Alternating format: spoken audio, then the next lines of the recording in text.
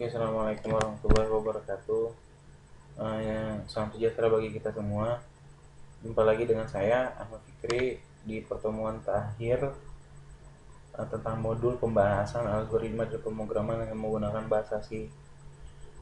Di sini kita akan mencoba untuk mengerjakan tugas 7 dan tugas ke-8 yang diberikan oleh Pak Hari kemarin.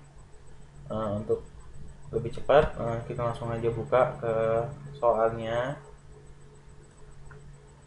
Di sini saya disuruh untuk mengerjakan tugas 7 dan tugas 8, laporan yang terdiri dari modul 7 dan modul 8. Jalankan program baris-baris. Soalnya adalah jalankan dan jelaskan baris per baris contoh program berikut. Contoh program 7.1.1 dan 1.4 dan 2.1. Di sini saya akan mencoba untuk simulasikan pengerjaan contoh program yang nomor 7.1.1. Untuk itu kita langsung saja buka ke soalnya seperti apa.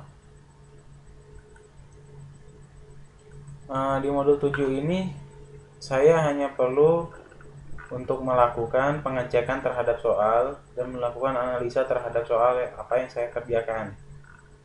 Kita cari ke soalnya paling atas, soal 2.1.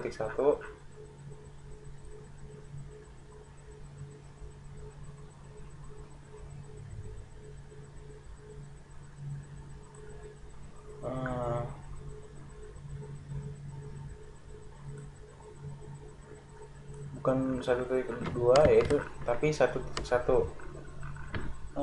Di sini kita akan mengerjakan soal yaitu soal perhitungan bilangan rekursif.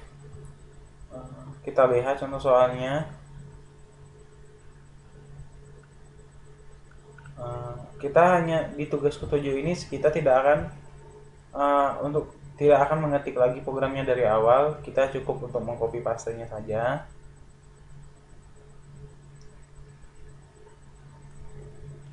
Kita copy aja. Setelah itu kita masukkan ke halaman kerja kita di modul 7. Saya akan membuatkan sebuah file yaitu new item C++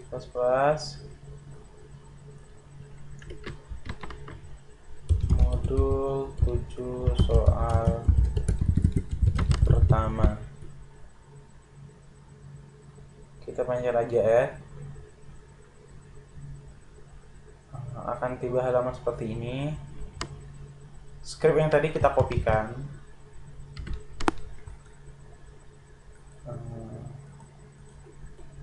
Kita rapikan supaya programnya terlihat lebih menarik tentunya.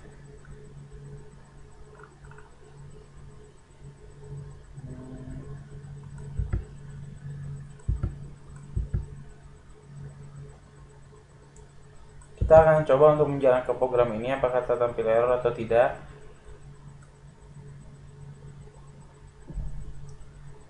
Program telah berhasil kita dibuka tanpa terjadinya error sedikit pun. Akan muncul halaman seperti ini. Masukkan sembarang bilangan bulat positif. Saya akan mencoba untuk memasukkan nilai 1. Kita lihat apa yang akan terjadi. Melalui perhitungan rekursif 1 adalah 1. Kita akan mencoba untuk memasukkan jumlah bilangan lain. Kita kali ini akan memasukkan nilai 4. Melalui perhitungan rekursif nilai 4 adalah sama dengan 24. Mengapa bisa seperti ini? Kita pertama akan membahas dari contoh baris-baris program. Di baris program ini merupakan sebenarnya sih program yang sangat sederhana sekali, di mana user diminta untuk hanya memasukkan bilangan bulat. Ini kita bisa lihat dari tampilan ini. Tampilan ini hanya berguna untuk memasukkan inputan yang diinginkan oleh user. Terdapat sebuah fungsi yaitu fungsi faktorial, di mana int adalah nilai dari k. Di sini juga mendeklarasikan int sebagai nilai m. Saya akan mencoba untuk menjabarkan. Di sini saat program sudah dimasukkan, program akan mencoba untuk memprintkan kembali nilai apa yang dimasukkan setelah dikalkulasikan dengan bilangan rekursif tadi. Seperti ini rumusnya. M, ini sebenarnya bisa ditaruhkan seperti ini. Kita bisa lihat ini merupakan sebuah fungsi, yaitu fungsi faktorial M.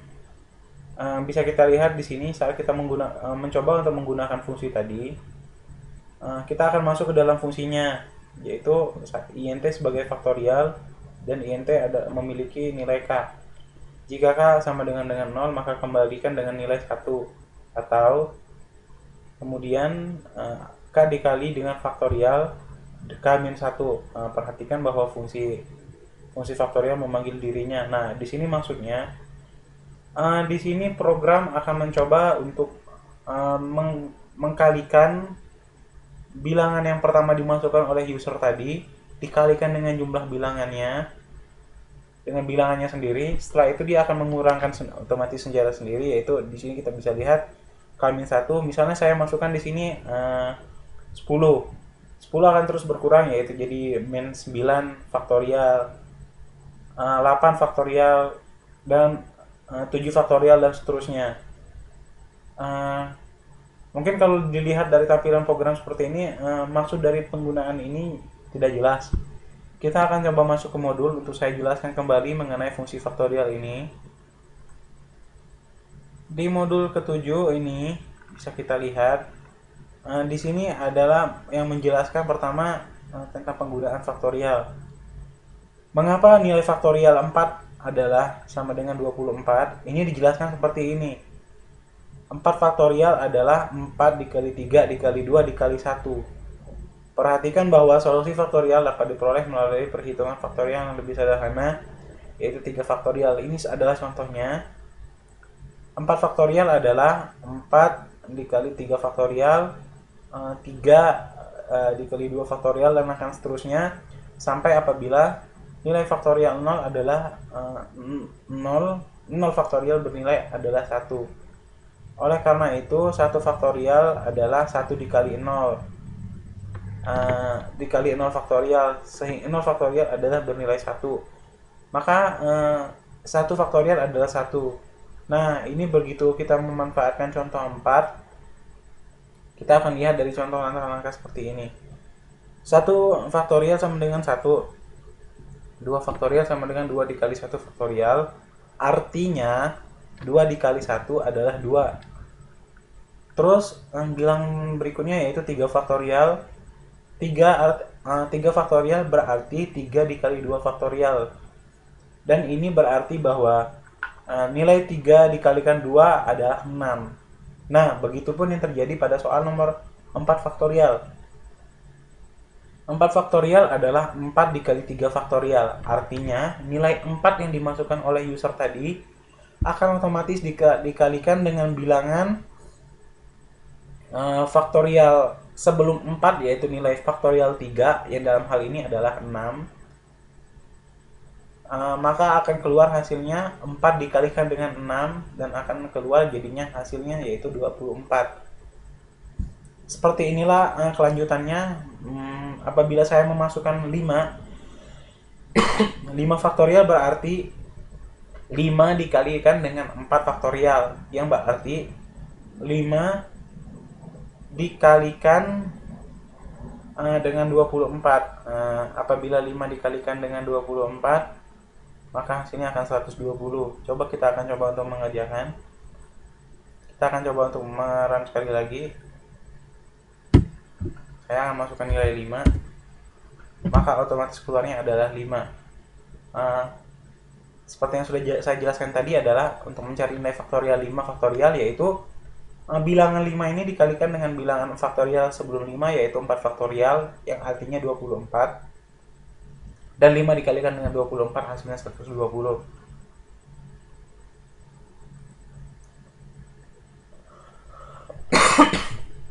Demikianlah program ini saya berikan reviewnya. Lebih dan kurang saya mohon maaf, dan kepada Allah saya mohon ampun. Wabillahi taufiq wal hidayah. Wassalamualaikum warahmatullahi wabarakatuh.